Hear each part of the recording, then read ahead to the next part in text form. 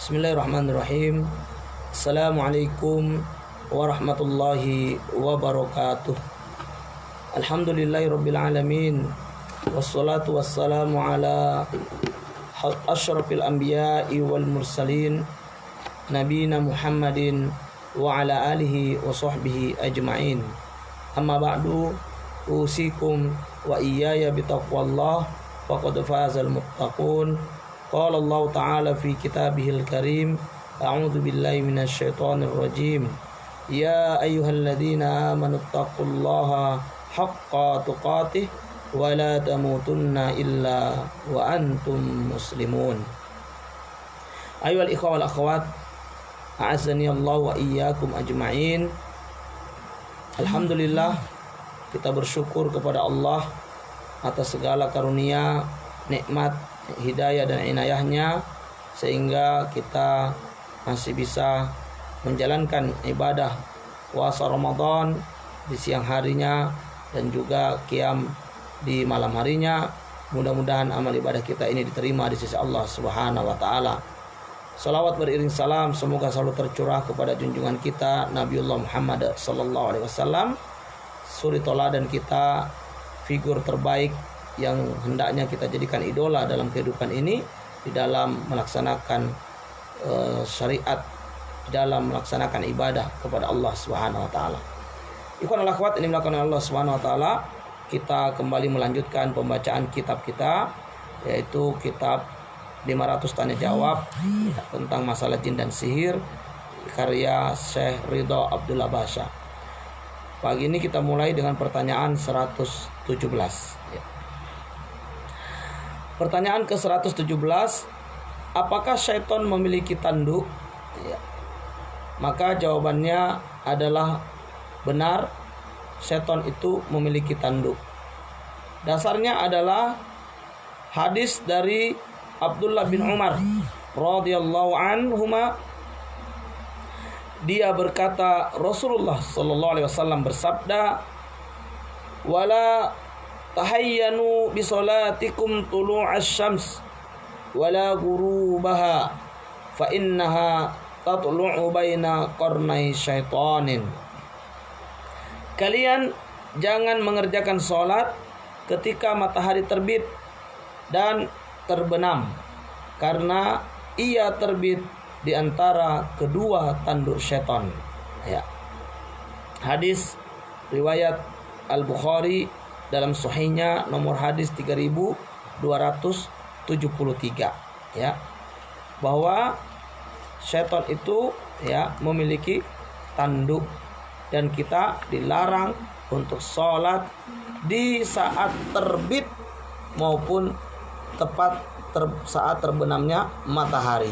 Jadi waktu terbitnya dilarang, terbenamnya juga dilarang, Kenapa? Karena tidaklah matahari itu terbit kecuali dia terbit tepat di atas di antara dua tanduk syaitan, Nah, berdasarkan kabar ini, maka jelaslah bagi kita syaitan itu bertanduk, Syaitan itu memiliki tanduk. Wallahu alam bisawab, seperti apa tanduknya saya sendiri juga belum pernah lihat, karena kita tidak bisa melihat syaitan itu dalam wujud aslinya, kecuali mereka yang diberikan oleh Allah kekhususan seperti para nabi dan orang-orang saleh lainnya. Wallahu a'lam bishawab. Pertanyaan selanjutnya, pertanyaan ke-118. Apakah berjudi datangnya dari syaitan? Judi, penyakit masyarakat, Jawabannya benar. Allah SWT berfirman ketika melarang hamba-hambanya dari minum khamar dan berjudi. A'udzu billahi minasyaitonir rajim. Ya ayyuhalladzina amanu innamal khamru wal maisiru wal ansabu wal aslamu rijsum min amalis syaitani fastanibuhu la'allakum tuflihun. Innama yuridu syaitanu ay yuqi'a bainakumul adawata wal baghdha fil khamri wal maisir wa yasuddakum an zikrillahi wa anis shalah fahal antum muntahun. Wahai orang-orang yang beriman, sesungguhnya meminum khamar, berjudi, berkorban untuk berhala, mengundi nasib dengan panah adalah perbuatan keji termasuk perbuatan syaitan. Maka jauhilah perbuatan-perbuatan itu agar kamu mendapat keberuntungan. Sesungguhnya syaitan itu bermaksud hendak menimbulkan permusuhan dan kebencian di antara kamu lantaran meminum khamar dan berjudi itu, dan menghalangi kamu dari mengingat Allah dan salat. Maka berhentilah kamu dari mengerjakan pekerjaan itu. Quran surat Al-Maidah ayat 90 sampai dengan 91. Ya. Ibnu Abbas berkata, rijsun adalah perbuatan yang dimurkai Allah karena ia perbuatan syaitan. Apalagi khamar, ia adalah induk segala keburukan. Ikhwah wal akhwat yang dimuliakan oleh Allah Subhanahu wa taala. Ya. Jadi judi ya, itu sama dengan khamar. Ya, kedua-duanya adalah merupakan ya perbuatan syaitan. Datangnya dari syaitan. Ya. Judi ini penyakit paling ya sulit untuk lepas. Orang kalau sudah terkena keburukan kecanduan judi, ya itu sulit sekali untuk lepas. Kenapa?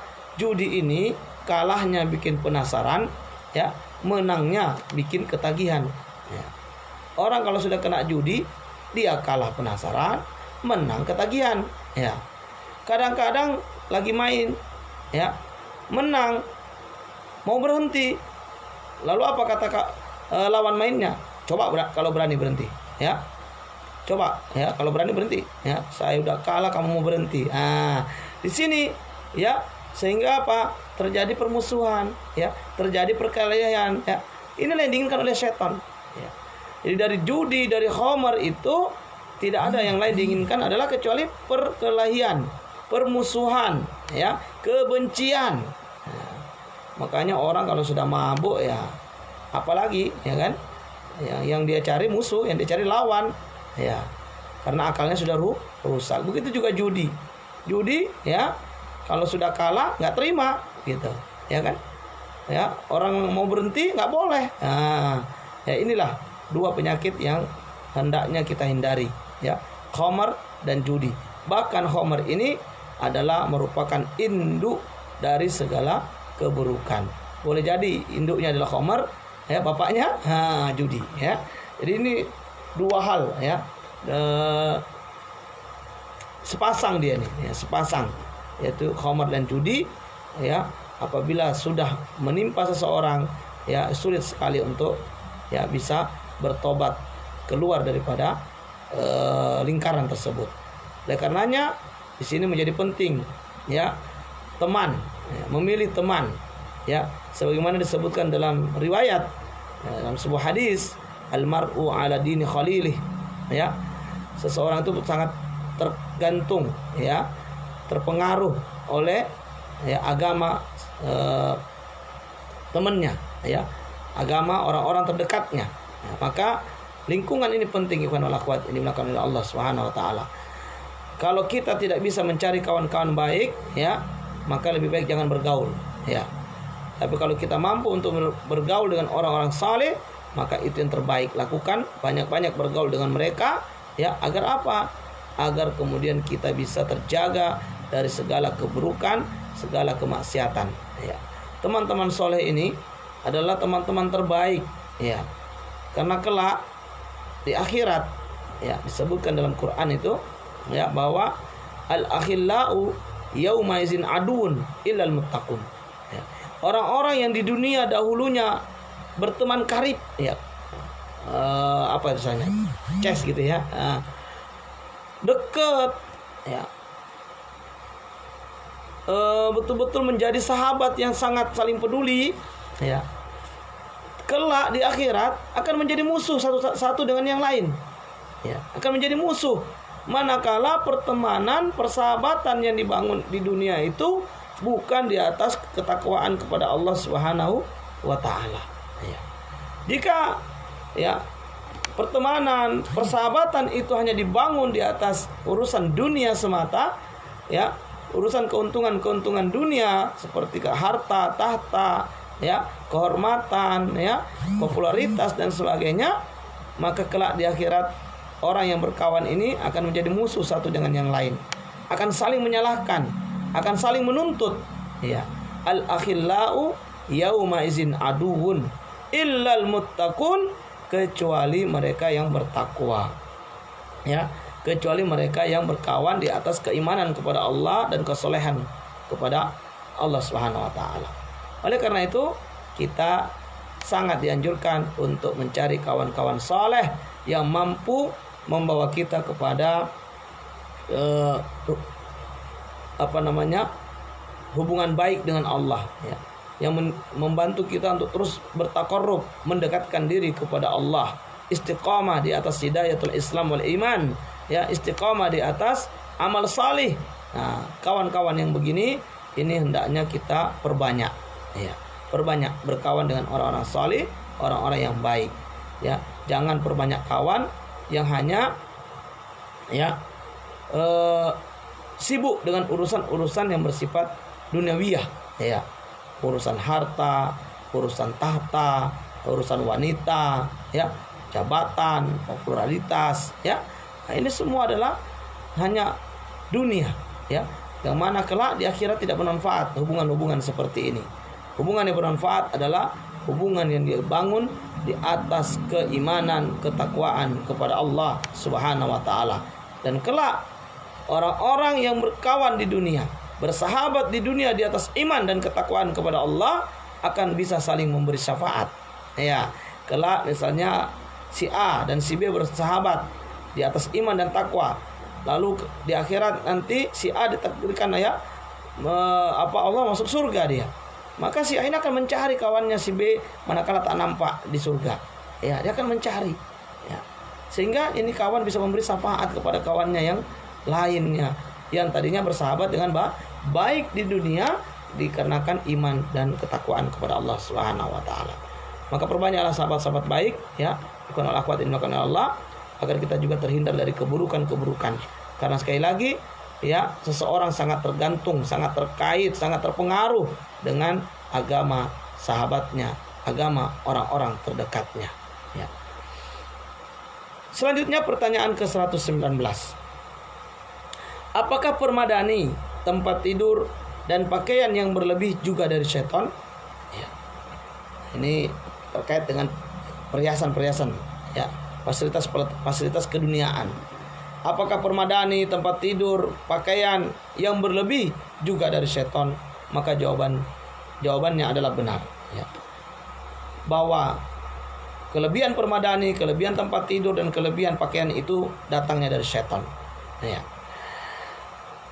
Dasarnya adalah riwayat dari Jabir radhiyallahu an. Sesungguhnya Nabi sallallahu alaihi wasallam bersabda, "Firasun lirrajul wa firasun limraatih wa tsalitsu lidhaif warrabi'u lisyaitan." Ya, perhatikan, ya. Satu tempat tidur untuk seorang lelaki, tempat tidur kedua untuk istrinya, tempat tidur ketiga untuk tamu, dan tempat tidur keempat untuk syaitan. Apa maksud dari hadis ini? Ini hadis diriwayatkan oleh Imam Muslim di dalam sahihnya, nomor hadis 2084 dalam kitab pakaian dan perhiasan. Nah, maksud hadis ini apa? Apapun yang berlebih dari pakaian, tempat tidur, permadani, dan lainnya adalah untuk syaitan. Demikian itu karena termasuk pemborosan dan kemubaziran. Sementara Allah Subhanahu wa taala melarang hal itu. Di mana Allah taala berfirman, "Innal syayatin wa kana syaitanu lirabbi kafura."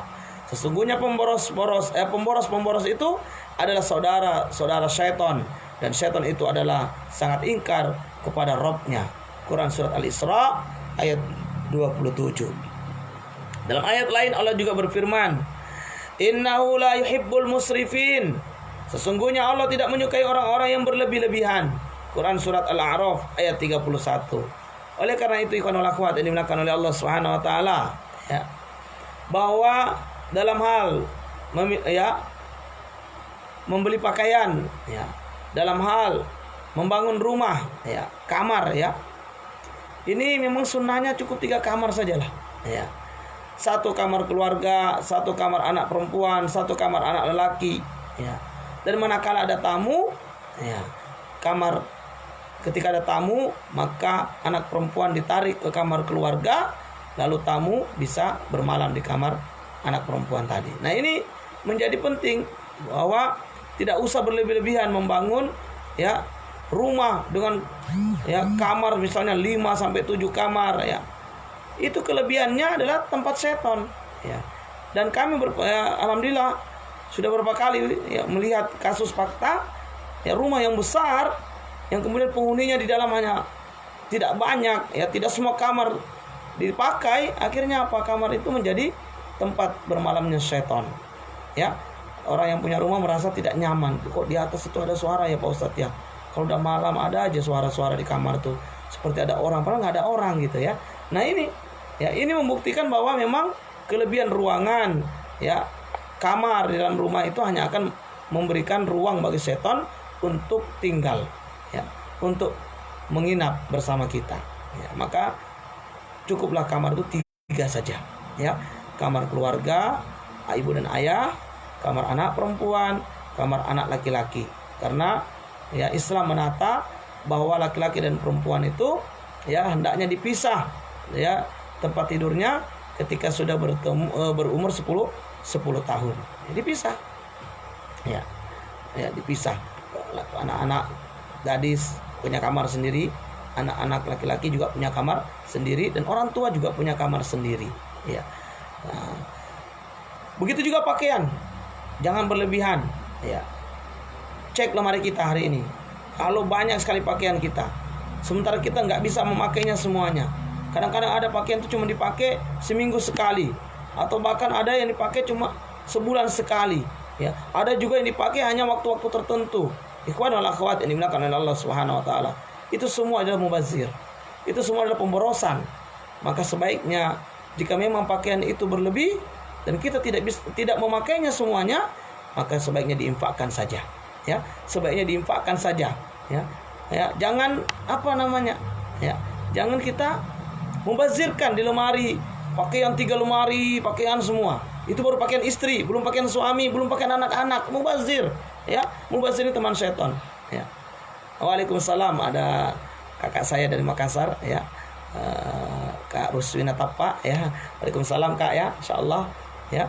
Nah, jadi termasuk pemubaziran, termasuk pemborosan adalah ruangan yang berlebihan dari kamar-kamar yang ada, kemudian pakaian-pakaian yang berlebihan ya, termasuk juga permadani ya. Artinya hal-hal lain yang terlalu banyak di rumah yang hanya dipajang saja ya. Karpet misalnya nggak semua dipakai, nggak semua dibutuhkan, hanya dipajang ya, terlihat banyak di pojok-pojok ruangan, di gudang-gudang kita. Maka kalau ada seperti ini sebaiknya disedekahkan saja, karena hal ini termasuk bentuk pemborosan, bentuk mubazir, dan pemborosan itu adalah saudara setan, perbuatan setan ya. Maka oleh karenanya ikhwan wal akhwat yang dimuliakan oleh Allah Subhanahu wa taala, mari kita mencukupkan diri dengan yang sederhana ya. Kaya memang tidak dilarang ya. Kaya itu tidak terlarang, tetapi jangan bersikap mubazir, jangan bersikap boros. Kekayaan kita hendaknya menjadi jalan mudah, jalan tol bagi kita untuk masuk surganya Allah Subhanahu wa taala. Jalan tol untuk ya mendapatkan banyak kesempatan bersedekah, banyak kesempatan membantu orang lain, memudahkan urusan orang lain ya.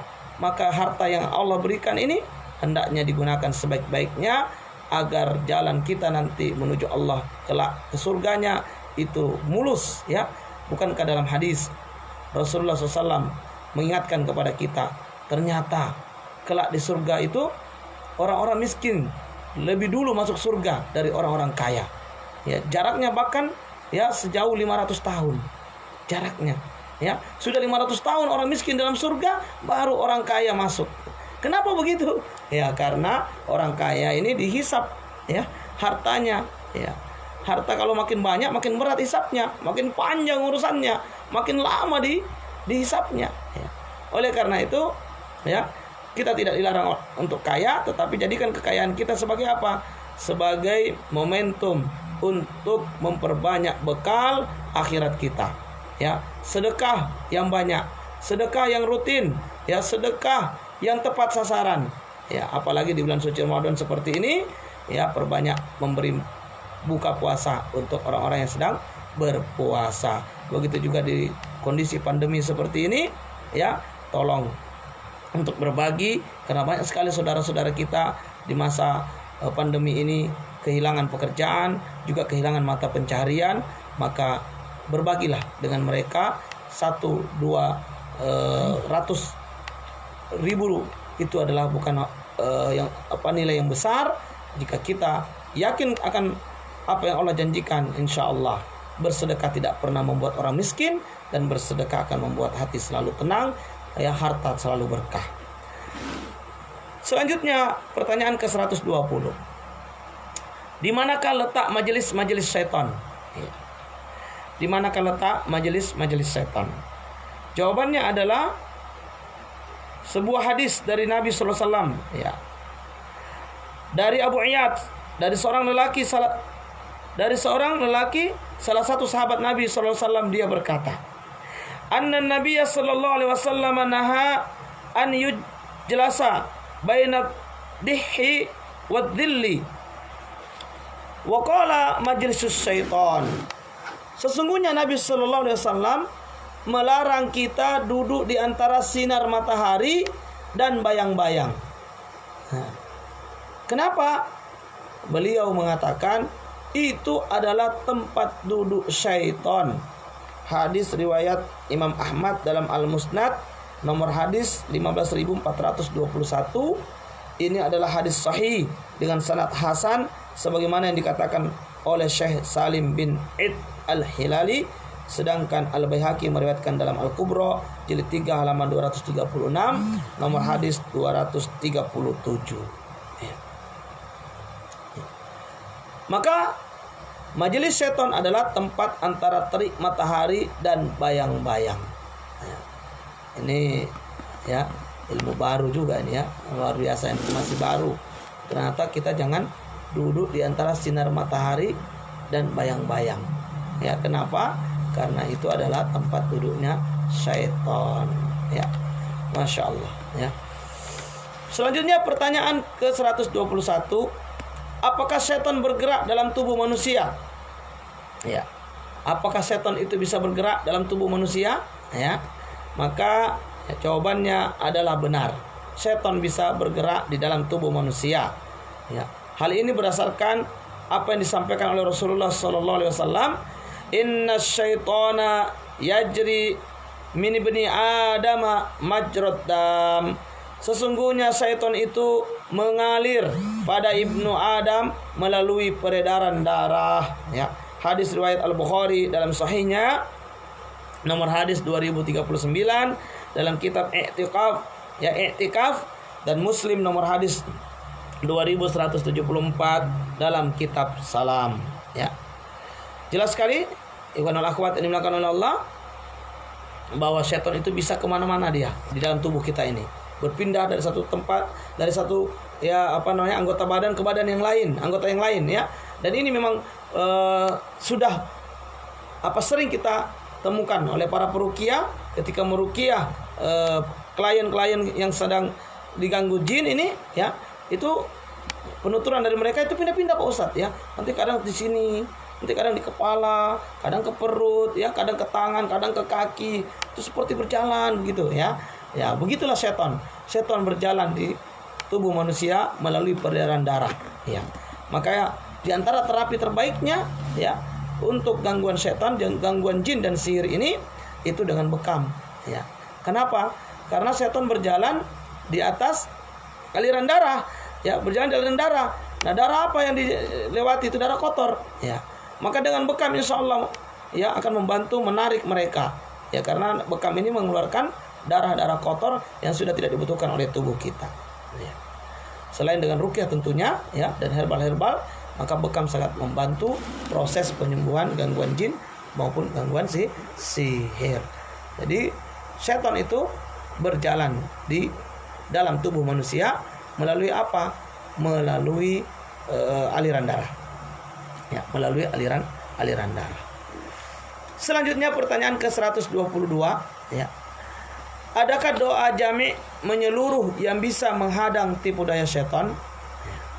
Adakah doa yang sifatnya menyeluruh jami', ya, yang bisa menghadang tipu daya setan ini? Wah, ini penting sekali. Banyak yang bertanya juga kepada kami, ya, apa doa supaya kita terhindar dari gangguan setan? Apa doa yang harus dibaca supaya setan tidak bisa mengganggu kita? Masya Allah, ya, ternyata di kitab ini juga dibahas, ya, di pertanyaan ke-122.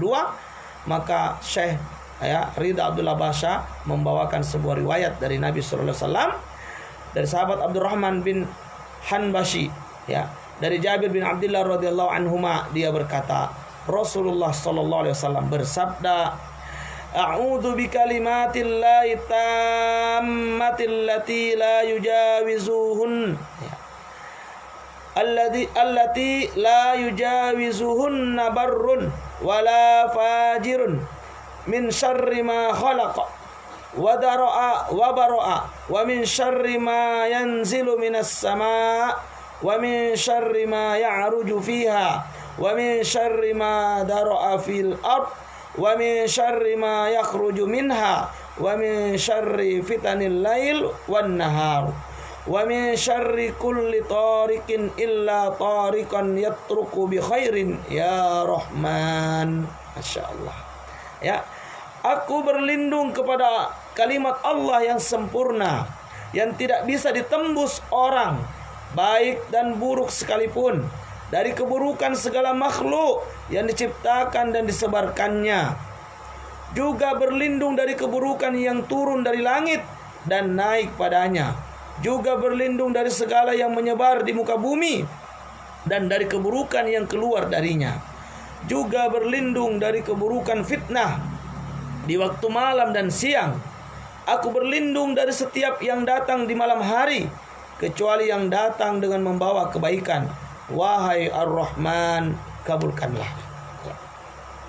Hadis riwayat Imam Ahmad, ya, jilid 3 halaman 419 dengan sanad sahih, ya. Al-Baihaqi dalam Ad-Dalail jilid 7 halaman 95, Ibnu Sani nomor hadis 637, dan menurut Al-Arnaud sanadnya sahih dalam Takhrij li Tahawiyah halaman 133. Juga Majma' Az-Zawaid jilid 10 halaman 127, lihat As-Sahihah nomor hadis 2338. Ya. Ini adalah sebuah doa yang Nabi ajarkan kepada umat ini, ya, agar terhindar daripada tipu daya setan. Inilah doa yang sangat, ya, menyeluruh, ya. Saya ulangi kembali, ya, mudah-mudahan doa ini bisa dihafalkan, ya, oleh kita semuanya, ya.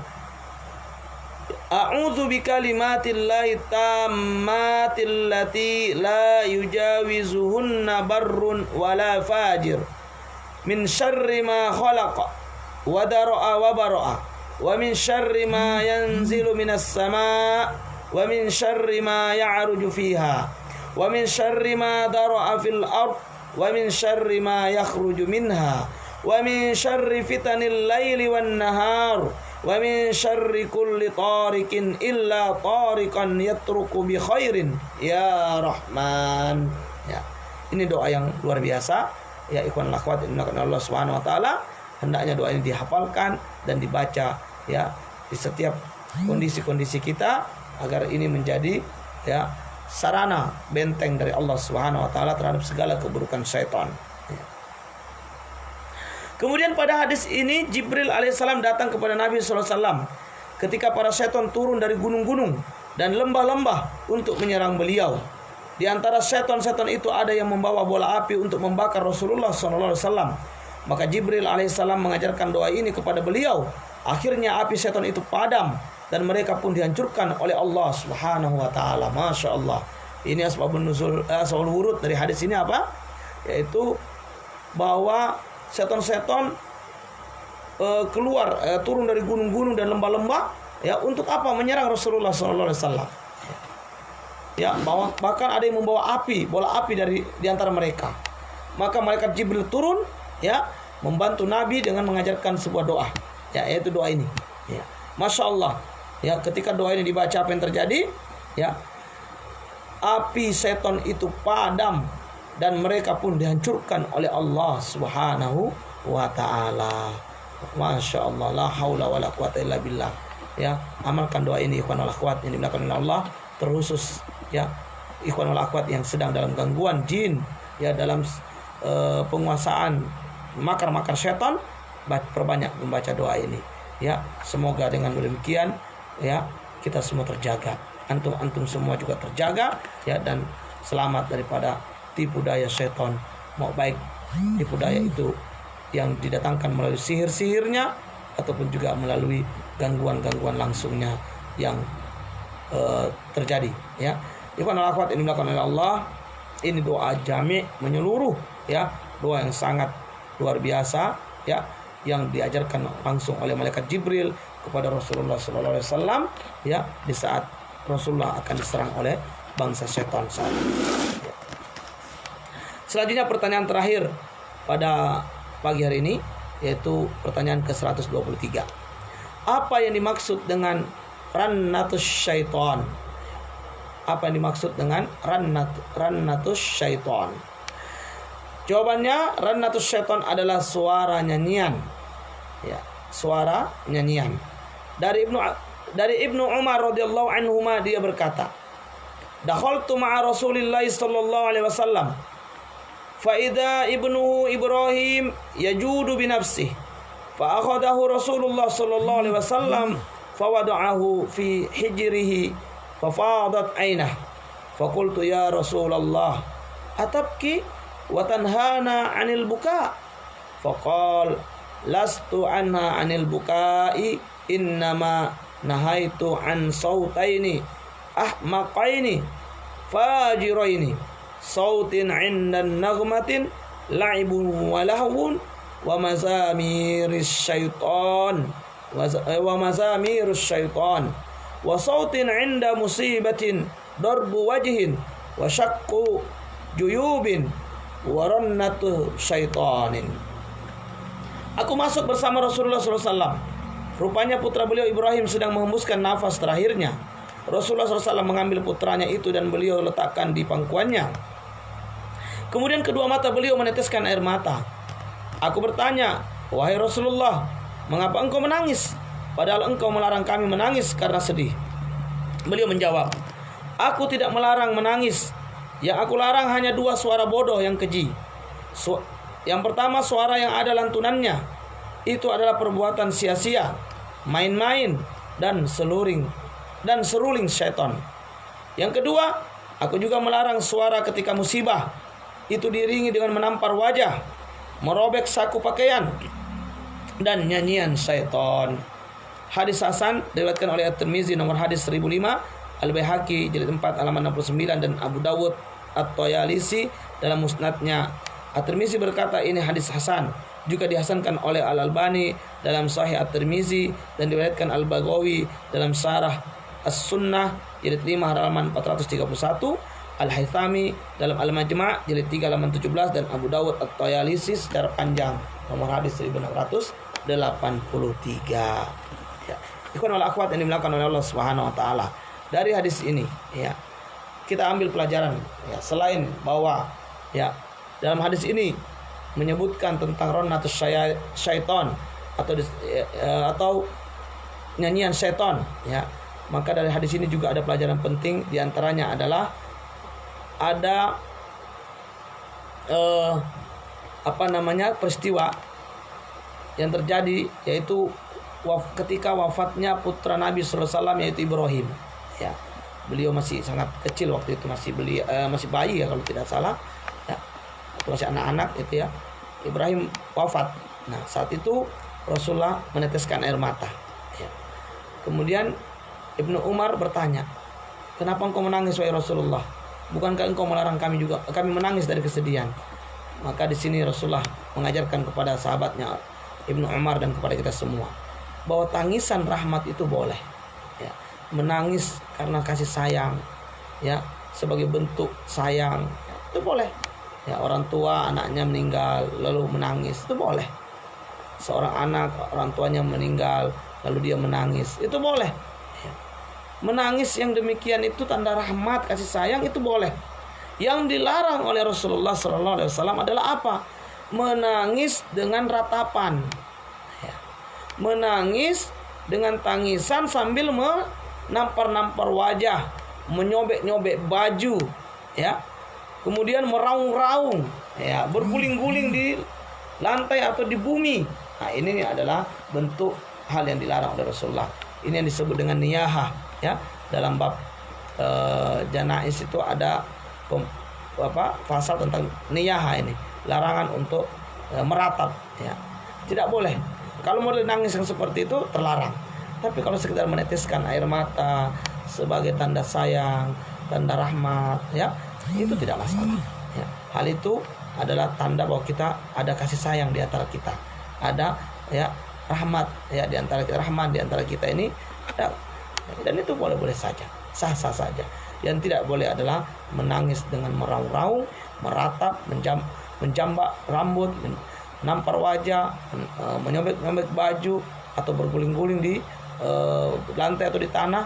Nah, ini tentu adalah bagian daripada perbuatan syaitan, dan ini yang dilarang dalam hadis ini, ya. Jadi sekali lagi, akhwat yang dimuliakan oleh Allah Subhanahu wa taala, ya, menangis karena sayang, meneteskan air mata ketika ada musibah yang menimpa saudara kita, anak kita, keluarga kita, ya, maka itu bukan hal yang terlarang, ya. Yang dilarang adalah, ya, melakukan ratapan yang merusak dan mencederai diri, ya, merusak barang atau mencederai diri. Wallahu a'lam bishawab. Demikianlah apa yang bisa kita bacakan pada kesempatan pada subuh atau pagi hari ini. Mudah-mudahan ada manfaat untuk kita semua. Hadanallahu wa iyyakum ajma'in. Subhanakallahumma bihamdik, asyhadu an la ilaha illa anta, astaghfiruka wa atubu ilaik. Billahi taufiq wal hidayah. Wassalamu alaikum warahmatullahi wabarakatuh.